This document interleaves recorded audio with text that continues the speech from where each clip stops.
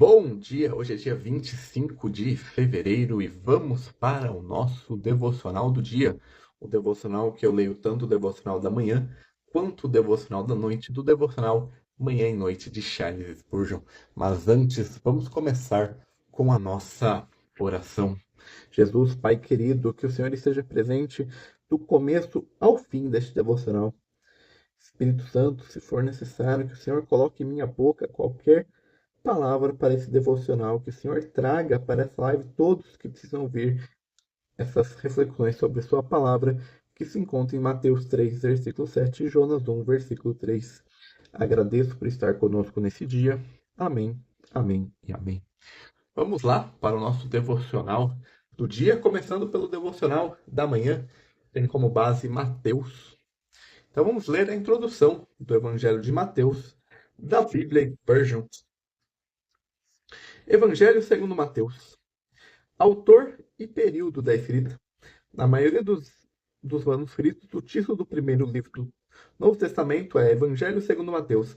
Apenas uma boa nova, grandioso trabalho que Deus realizou através do seu Filho, o Senhor Jesus Cristo.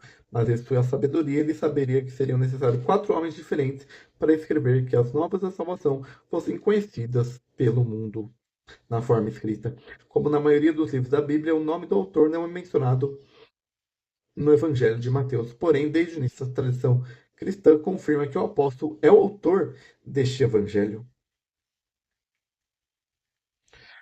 O nome do autor Mateus é listado entre todos os registros dos apóstolos, em 7º ou 8º lugar. Os 3 evangelhos sinóticos, assim chamados devido à similaridade, nos contam sobre seu chamado. Enquanto nessa ocasião Lucas o chama de Levi, o cobrador de impostos, e Marcos de Levi, o filho de Alfeu, ele é chamado de Mateus somente seu evangelho. Outro fato digno de observação é que ele está sendo chamado de Mateus, o publicano na listagem de seu livro, no capítulo 10, versículo 3. O Evangelho não contém qualquer detalhe sobre o tempo exato da escrita, portanto, as opiniões em relação a isto variam consideravelmente. Enquanto alguns pesquisadores acreditam que o Evangelho foi escrito após a destruição de Jerusalém, em 70 depois de Cristo, outros acreditam que não há fatos que colaboram com isso e eles datam entre 60 e 70 depois de Cristo. O pai da igreja Irineu, 140 a 202, sugere que o Evangelho de Mateus foi escrito entre 61 e 66 depois de Cristo. Assunto e propósito dos escritos. O Evangelho, segundo Mateus, é o mais detalhado em seu formato, o mais caro Evangelho. No entanto, essa não é a única razão para ter sido corretamente posicionado em primeiro lugar, mas também porque ele forma uma ligação entre o Velho e o Novo Testamento. O Evangelho de Mateus contém cerca de 70 citações do Velho Testamento, porém algumas delas apresentam poucas palavras. Uma total de 30 citações do Velho Testamento é mencionada, na verdade, como tal. Coisas que aconteceram na vida do Senhor Jesus estão explicitamente descritas como cumprimento das profecias do Velho Testamento em 14 ocasiões. A intenção do Espírito Santo nesse evangelho é esclarecida logo no início do primeiro verso. Jesus Cristo é filho de Davi e o filho de Abraão, e, portanto, o Messias prometido e legítimo rei de Israel, cumpridor de todas as profecias do Velho Testamento. Ao todo, o Senhor Jesus é chamado 8 vezes de filho de Davi.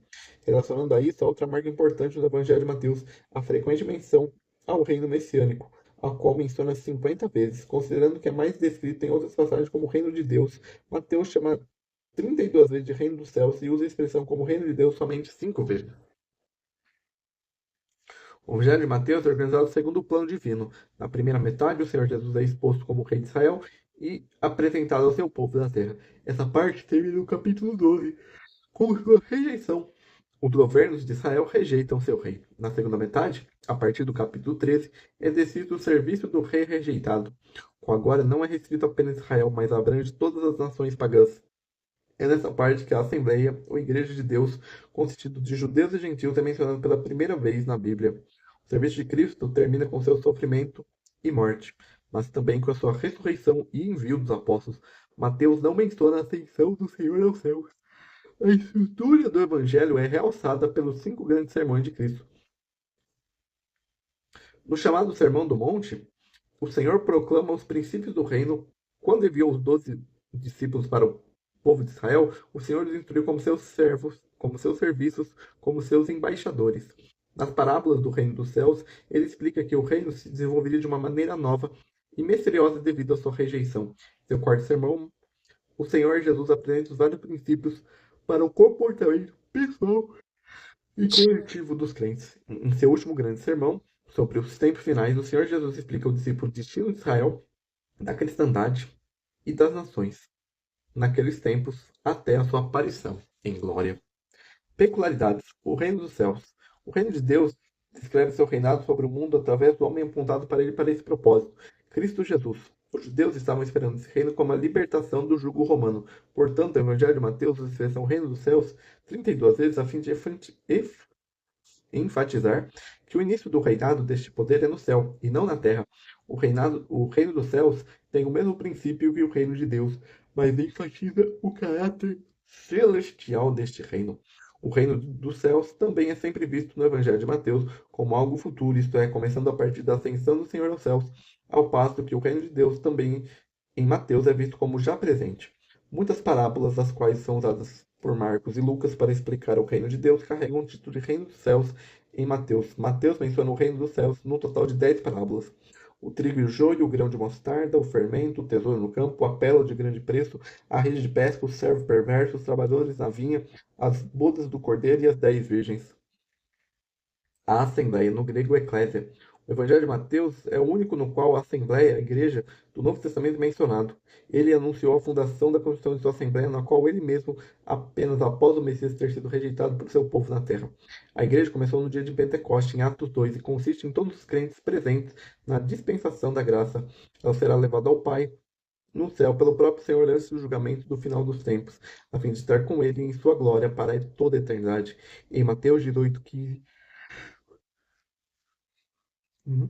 Em Mateus 18, versículos 15 ao 20, o Senhor falou então para a igreja local, ou seja, para todos que se reúnem em qualquer lugar como ajuntamento, em todas as ocasiões, sobre ordem e disciplina. O Senhor conferiu à Assembleia local a mais alta autoridade na terra, porque Ele mesmo está no meio daqueles reunidos em seu nome. A Assembleia ainda não havia sido revelada no Velho Testamento. Ela pertence ao ministério de Deus, a qual apenas é revelado no Novo Testamento, após o Filho de Deus ter completado trabalho de redenção e o Espírito Santo ter descido para viver nos crentes. Conteúdo: a gente vai ler sobre Mateus 3, o batismo de Cristo no Jordão. E esta é a introdução da Bíblia Spurgeon do Evangelho de Mateus. Agora vamos ler o nosso devocional da manhã. Ira vindoura. Mateus 3, versículo 7. É agradável andar pelo campo após uma tempestade, sentir o frescor das ervas depois que a chuva passou, e perceber que as gotas brilhando com os diamantes mais puros sobre a luz do sol. Essa é a posição de um cristão. Ele está passando por uma terra onde caiu a tempestade sobre a cabeça de seu Salvador, e algumas gotas de dor caindo, eles destilham da nuvem de misericórdia, e Jesus o anima, assegurando-lhe de que não são para a sua destruição. Mas como é terrível ser testemunho da aproximação de uma tempestade, perceber os avisos da tormenta, observar os pássaros no céu fechando suas asas para ver o gado aterrorizado baixando sua cabeça em terror, vislumbrar a face do céu escurecendo, olhar para o sol que não está brilhando e para o céu zangados. Como é terrível esperar o avanço ameaçador de um furacão, como ocorreu algumas vezes nos trópicos, e aguardar em terrível apreensão até o vento passe furioso, arrancando as árvores de suas raízes, tirando as rochas de seus pedestais e destruindo todos os lugares de habitação do homem. E ainda assim, pecador, esta é a sua posição atual. Nenhuma gota quente ainda caiu, mas a chuva de fogo está vindo. Nenhum vento terrível uivou ao seu redor, mas a tempestade de Deus está reunindo suas artilharias ameaçadoras. Os fluxos de água ainda estão representando pela misericórdia, mas as comportas logo serão abertas. Os raios de Deus estão ainda em seu armazém. Contudo, eis que a tempestade se apressa, e quão terrível será aquele momento em que Deus, revestido de vingança, marchará com fúria. Onde, ó pecador, você esconderá sua face? Ó, para onde fugirá? A que a mão da misericórdia agora possa guiá-lo a Cristo. Ele colocou diante de você no Evangelho. Suas chagas são as rochas do abrigo. Reconheça que precisa dele, acredite nele, entregue-se a ele, então a fúria se desviará de você para sempre. E esse é o nosso devocional da manhã. Agora vamos ler a introdução do livro do profeta Jonas.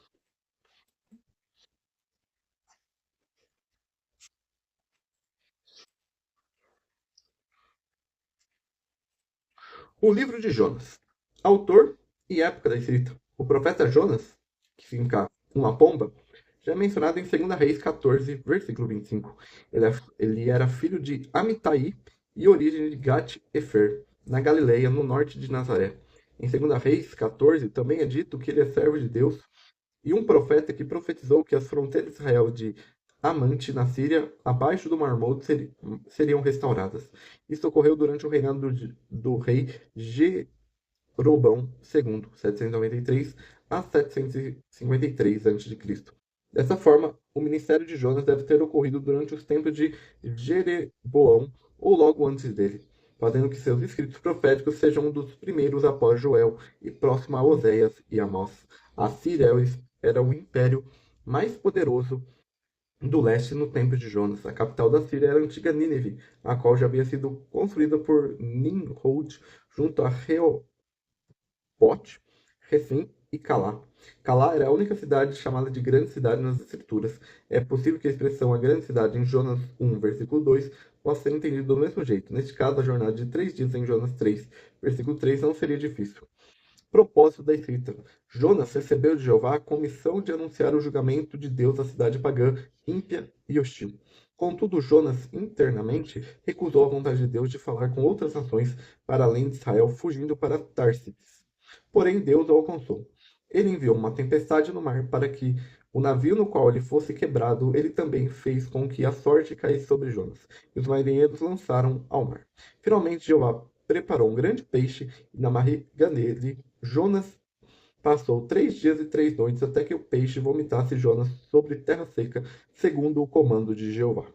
Depois de todas essas coisas, Jonas finalmente estava pronto para levar adiante a comissão de Deus e pregar a mensagem para Nínive. Ainda 40 dias e Nínive será destruída. Mas quando o povo de Nínive se arrependeu, através da pregação de Jonas, e Deus anulou o juízo iminente, nós vemos mais uma vez o orgulho de Jonas por ser judeu e sua irritação com a graça de Deus com os pagãos. Ele ainda precisava aprender que ele mesmo havia recebido uma prova de bondade de Deus para sua necessidade física, mas ele não demonstrava compreensão quando queria mostrar sua misericórdia para as almas daqueles descrentes. Segundo a Reis 14:15, nos informa que Jonas era um profeta. Em contraste com os outros profetas do Antigo Testamento, seu ministério foi direcionado aos habitantes pagãos de Nínive e não ao povo de Israel. A única mensagem profética que Jonas anunciou foi sobre o juízo que viria sobre Nínive.